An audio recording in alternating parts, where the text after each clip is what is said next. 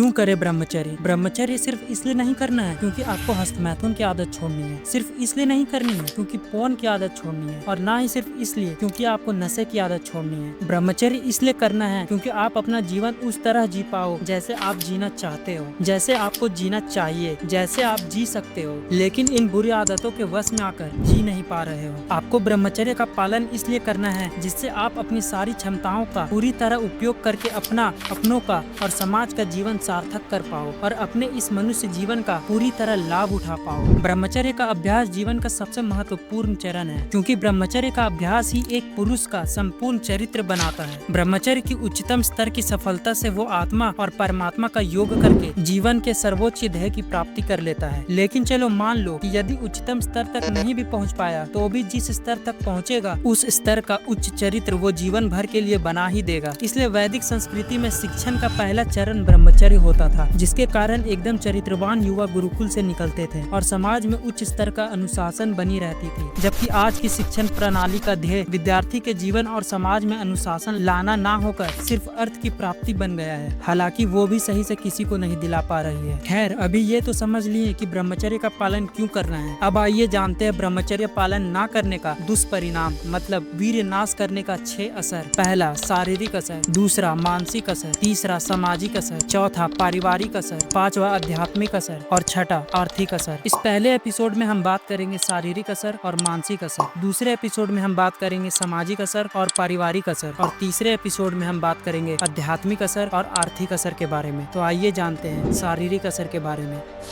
दीर्घायु त्राया उपस्तंभा आहार स्वप्नो ब्रह्मचर्यम च सति, मतलब दीर्घायु के 3 स्तंभ है, आहार, निद्रा और ब्रह्मचर्य। पूरा आयुर्वेद शास्त्र इस बात को लेकर अटल है कि मनुष्य की आयु शरीर में मौजूद प्राण शक्ति से बढ़ती है। उसकी प्राण शक्ति वीर्य की वृद्धि से बढ़ती है और वीर्य की वृद्धि सात्विक आहार निद्रा से होती है। राजसिक और तामसिक आहार निद्रा पाने वाले व्यक्ति का वीर्यपात जाने अनजाने में होता ही रहता है, फिर चाहे वो कितना भी रोकने का प्रयास कर ले। राजसिक लक्षण: ज्यादा मात्रा में आहार लेना, ज्यादा गर्म, तीखा, नमकीन, उत्तेजक, तला हुआ आहार लेना और देर रात तक जागना है। तामसिक लक्षण: बासी, ठंडा भोजन, प्याज, लहसुन, मांस, धूम्रपान, मदिरा जैसों का सेवन करना और जरूरत से ज्यादा सोते रहना है। जब तक आप इन राजसिक और तामसिक चीजों में इच्छुक रहेंगे तब तक वीर्य का नाश होगा ही। और अगर आप मेरी पिछली वीडियो नहीं देखे हैं जिसमें मैंने वीर्य का संपूर्ण ज्ञान बताया है, तो मैं आपको एक छोटे से उदाहरण से समझाता हूँ कि हस्तमैथुन जैसे क्रिया से शरीर से वीर्य निकल जाने पर शरीर का क्या हालत होता है। आपने गन्ने के डंडे को तो देखा ही होगा, वो कितना मजबूत और ताकतवर होता है, इतना कि उसके प्रहार से किसी की हड्डियां भी तोड़ी जा सकती है। अब उसी गन्ने के डंडे का मंथन कर दो, मतलब उसको निचोड़ करके उसमें से सारा रस निकाल दो। अब जो गन्ने के कुलचे बचे उससे किसी पर प्रहार करने का प्रयास करो, हड्डियां क्या, एक मटका भी नहीं टूटेगा। यही हाल होता है हमारे शरीर का। जब हम हस्तमैथुन जैसे कामों से उसका मंथन करके उसके हर एक कोषों में से वीर्य को निचोड़ कर निकाल देते हैं, जिस तरह गन्ने में रस होता है उसी तरह शरीर में वीर्य होता है। उसके निकलने पर पुरुष एक चलता फिरता मृत शरीर बन जाता है। हमारे शरीर में ऐसा कोई स्थान नहीं है जहाँ वीर्य मौजूद नहीं है। जब वीर्य निकलता है तो हर जगह से ऊर्जा और शक्ति निकल जाती है। ऐसा मत समझिए कि वीर्य नाश से सिर्फ आँख की रोशनी जाएगी या शरीर के किसी अंग पर असर पड़ेगा। वीर्य नाश से शरीर के हर एक अंग पर असर पड़ता है, क्योंकि वीर्य शरीर के एक एक कोष में बसा होता है। तभी इसका एक शुक्राणु पूरा का पूरा मनुष्य बनाता है, न कि सिर्फ कुछ अंग। इसलिए चाहे कितना बड़ा मर्द क्यों ना हो, वीर्य निकलने के बाद वो निर्बल हो ही जाता है। उसके बाद वो योग छोड़ो भोग भी नहीं कर सकता, क्योंकि भोग के लिए भी शरीर में शक्ति और अंगों में बल चाहिए होता है। और जब कोई हस्तमैथुन की आदत लगा देता है तो उसके जननांग की संवेदनशीलता पर भारी असर पड़ता है। फिर जब विवाह के बाद सच में संतान प्राप्ति के लिए सहवास करना पड़ता है तो स्त्री के जननांग भी उससे उत्तेजित नहीं कर पाते हैं, क्योंकि लंबे समय तक हाथ से मसले जाने से या तो वो असंवेदनशील यानी कि डिसेंसिटाइज्ड हो जाता है या तो अति संवेदनशील मतलब हाइपर सेंसिटिव हो जाता है, जिसके कारण वो स्तंभन दोष यानी इरेक्टाइल डिस्फंक्शन से पीड़ित होने लगता है, जिससे वो चाहने पर भी भोग नहीं कर सकता। अब जानते हैं मानसिक असर के बारे में। इस बात को अच्छे से समझ लीजिए कि आपके जीवन में उत्साह, आत्मविश्वास, फोकस, मोटिवेशन और जीवन में आगे बढ़ने की तीव्र इच्छा ना होना, ये सब सामान्य बात नहीं है। ये सब आपके सालों के वीर्य नाश का परिणाम है। एक एक करके समझते हैं। उत्साह यानी एक्साइटमेंट, एनर्जी का विनाश। फोन और हस्तमैथुन की आदत आपके आपके विचार ऐसे बना देती है कि फिर आपका स्वभाव जीवन के हर क्षेत्र में बिना मेहनत किए सब कुछ पाने का हो जाता है। आप जीवन के हर क्षेत्र में सिर्फ दिन में सपने देखने वाले, कल्पनाएं करने वाले और हवाबाजी करने वाले इंसान बन जाते हैं। आपका कोई काम करने का प्राकृतिक उत्साह नहीं रहता है। ये भी आपके सालों का वीरनाश का ही परिणाम है। आत्मविश्वास यानी कॉन्फिडेंस और साहस का विनाश। एक समय था जब पुरुष अपने हाथों से शेर और हाथी से भी लड़ लेते थे और 16 वर्ष की आयु में युद्ध में हजारों लोगों को परास्त करते थे। और आज का समय है जहां 30-35 वर्ष के अधेड़ युवक को किसी लड़की का रिप्लाई ना आने पर पैनिक अटैक आने लगता है। ये भी आपके सालों का वीरनाश का ही परिणाम है। स्मरण शक्ति यानी मेमोरी का विनाश। सदियों से भारत में संपूर्ण वैदिक ज्ञान को सिर्फ मनुष्यों के मस्तिष्क में इकट्ठा किया जाता था। हजारों लाखों श्लोकों को विद्यार्थी ऐसे कंठस्थ करके आगे की पीढ़ी को भी कंठस्थ करवाया करते थे। आज आप गीता के कुछ श्लोक भी ढंग से याद नहीं रख सकते। ये भी आपके सालों का वीरनाश का ही परिणाम है। बुद्धि यानी इंटेलिजेंस का विनाश। 2014 में अमेरिका की JMA साइकियाट्री में एक रिसर्च दी थी जिसमें ये सिद्ध किया गया था कि पॉर्न और हस्तमैथुन करने वालों के मस्तिष्क यानी ब्रेन समय के साथ छोटा यानी श्रिंक होने लगता है। उन मनोवैज्ञानिकों के अनुसार ये असर कोकेन और गांजा जैसी नशीली ड्रग्स के जितना नुकसानदायी सिद्ध हुआ है। ये भी आपके सालों का वीरनाश का ही परिणाम है। एकाग्रता यानी फोकस का विनाश। आज के समय में हम युवाओं के पास इंटरनेट और टेक्नोलॉजी के कारण उस स्तर की सुविधाएं और ज्ञान के स्रोत हैं जो पूरे इतिहास में कभी किसी के पास नहीं थी। अपने हाथ की उंगलियों के नीचे समस्त जगत का ज्ञान एक गूगल सर्च पर मिल जाता है। जितना ज्ञान कुछ वर्षों पहले लोग दशकों के परिश्रम और गहन अध्ययन के बाद भी प्राप्त नहीं कर पाते थे, उतना ज्ञान आज आप कुछ ही मिनटों में एक गूगल सर्च करके पा सकते हो, वो भी निःशुल्क रूप से। लेकिन फिर भी 98% लोग इसका कोई फायदा नहीं उठा पाते क्योंकि उस ज्ञान को प्राप्त करने के लिए जो एकाग्रता चाहिए होती है, जो फोकस चाहिए होता है, वही आप में नहीं रहती है, जिससे हाथ में सोने का कटोरा लेकर भी आप उसमें भीख ही मांग रहे हो। ये भी आपके सालों का वीरनाश का ही परिणाम है। प्रेरणा यानी मोटिवेशन का विनाश। अपना खुद का जिम है फिर भी व्यायाम करने का मन नहीं होता। किताबों से भरी AC वाले रूम है फिर भी पढ़ाई करने का मन नहीं होता। पिताजी के पास बनाया व्यवसाय है फिर भी काम करने को मन नहीं करता। उच्च स्तर के कंप्यूटर, टैबलेट, फास्ट वाईफाई और इंटरनेट की दुनिया में कमाई का अनगिनत अवसर भी है लेकिन मेहनत करने का मन नहीं करता। इतिहास के सबसे सुविधामय समय होने के बाद भी आप में मोटिवेशन नहीं है। जीवन में पौरुष दिखाने और सफलता प्राप्त करने के लिए कोई इच्छा नहीं है। ये भी आपके सालों का वीरनाश का ही परिणाम है। संकल्प शक्ति का विनाश। कल से सुबह प्रतिदिन उठकर नहा धोकर 10 मिनट व्यायाम करूंगा। कल से रोज कम से कम 4 माला का हरिनाम जप करूंगा। कल से फिर से कभी भी प्याज लहसुन का खाना नहीं खाऊंगा। हर दिन ऐसे अलग अलग संकल्प लेते हो लेकिन कल आने पर फिर से वैसे के ही वैसे बनकर रह जाते हो जैसे पहले थे। कभी अपने छोटे से छोटे संकल्प पर दृढ़ रूप से डटे नहीं रह सकते। ये भी आपके सालों का वीरनाश का ही परिणाम है। आज के लिए इतना ही। मिलते हैं अगली एपिसोड में। धन्यवाद।